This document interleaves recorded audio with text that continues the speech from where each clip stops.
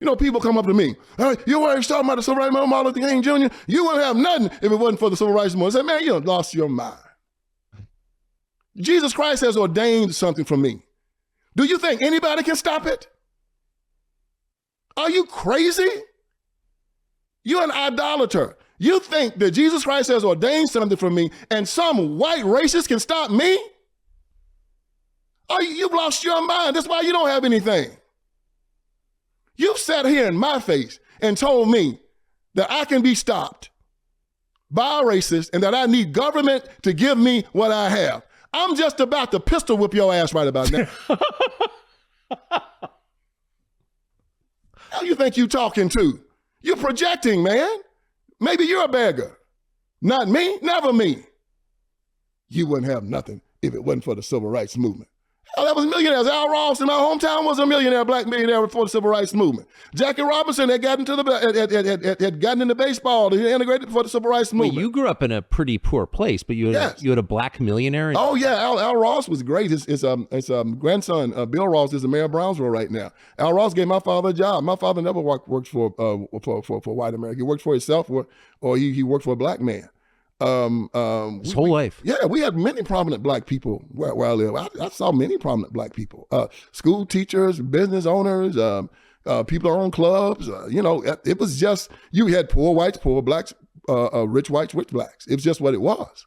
It wasn't a situation where all black people were downtrodden and white folks beating them and hanging them from trees. I never seen anything like that. I had and this is in the Delta. Yeah, this is in the Delta. We had a. This is the poorest part of the United States. Yes. I had a football coach named Rufus Lassiter, great coach, football coach in Haywood County, Tennessee at the time. Rufus Lassiter? Rufus Lassiter. Well, that's great the greatest football name ever. Oh, man, he was great. Hardcore, one of those, was just a great man. White man, my whole coaching staff was white. Never any semblance of racism, meanness toward the player. What was the team mostly black? Mostly black. Yeah, mostly black. And those coaches were awesome. Never at the school was there any semblance of racism from the teachers. None of that. Was there racial tension at your school? No. We went to school with white children and they're friends of mine even to this day. None. Never had a white-black fight, riot. Really? Never. What were the percentages, would you say? I would say it's about 55-45. Seriously? Yeah. And yeah, you maybe 60-40 black. And you never had racial tension? Never. Not one time. So if you're 25 right now in 2024, you can't even imagine the world you're describing. No. No one under 50 has even come into contact with a world like the one you're describing. History's going to tell them we were fighting, we were hating one another, there was racial strife, the white people were treating us like we was dogs, we couldn't do anything, the government had to come in and save us, all of that. And all of that is a lie. All of it is a lie. We saw people live and die based on their merit. Some people did very, very well. Some people did not. And race really didn't have anything to do with it at all. And this, you're talking about your life that you lived. You saw this with your own eyes. Yes. And right now, it's the same thing now. You know about my family intimately, and you see how successful we've been. And as I tell people all the time. I'm not going to let the secret out, but yes, I do. Yes. I am familiar with your family. Exactly. That is true. You're not exaggerating. No. And as I tell people all the time, you don't get much blacker than me, okay? It ain't like you can walk past and mistake this house for a white man, right? And so it's obvious that I'm black. So they don't care? I'm black, and what?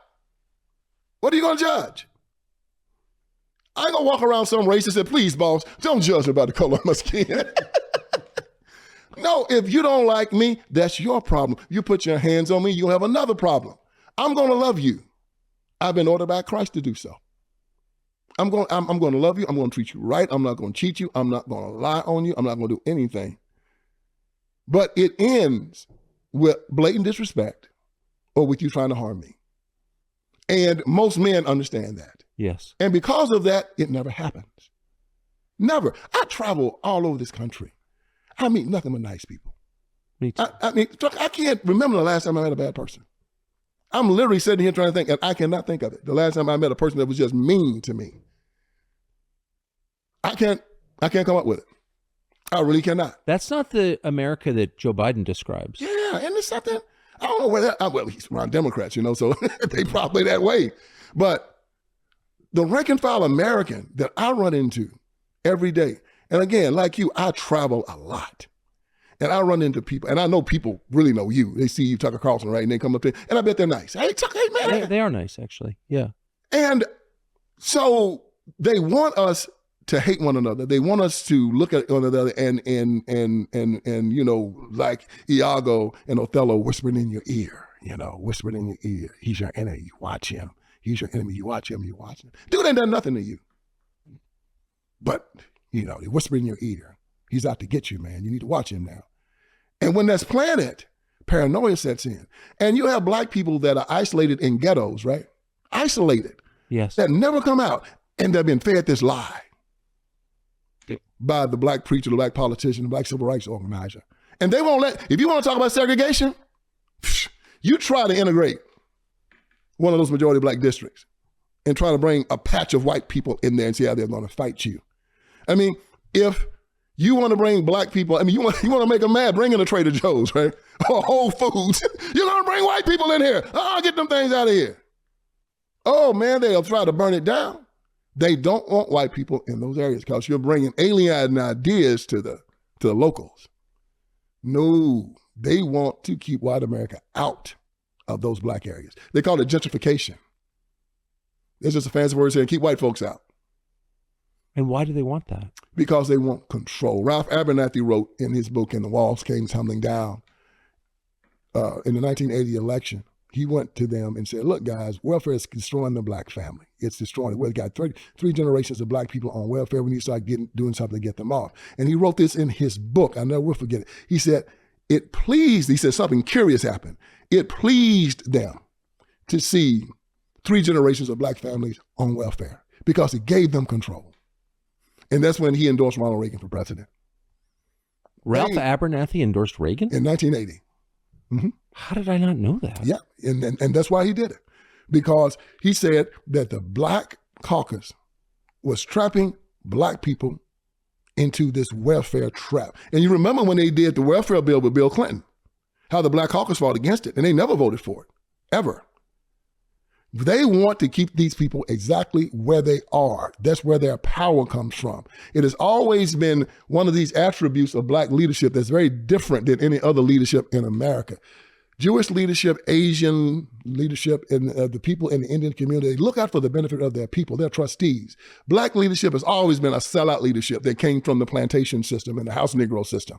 So when black people in the South finally got the right to do anything, they would go with their old slave masters, and the slave masters had their outside children, their mulatto children, and they would put them in the power of the black community, and they would give them the money to set up shop, to have money to run for office, and it was always this interconnection between them and the class of black people and the lower class black people that were under their control. And it's that way still today. The preacher, the civic organizers, and the politicians, they're all part of this little iron triangle where the rich white liberals in the Democratic Party give them money and they control the black community. And the Democratic Party is an apostate evil organization. It is the evilest organization in the history of the world. Nothing ever comes close. The Nazis were here for about maybe 20 years. The Democrats have been here for 220. And they were the party of slavery from 1800 to 1860, the party of the Confederacy from 1860 to 1865, the party of Jim Crow from 1865 to 1965, wholesale murder, rape, torture, castration. They did it, all for power. The civil rights movement was necessitated behind the atrocities of the Democrat Party down south. And none of them voted for any of the civil rights legislation, maybe about 1 or 2 of them. And do you think that after it passed, that they changed on a dime? Every senator that voted, every Democrat senator down south that voted against the civil rights legislations of the 60s remained in office. They never got beat. Whether it was Lester Maddox, whether it was Eastman, whether it was Stennis, all of them kept their power. And a lot of them started keeping their power with the black vote. Thanks for watching our YouTube channel. We hope you'll subscribe to it. And by the way, you can hit the little bell on there and get notifications every time we produce a video. We hope you'll do that also.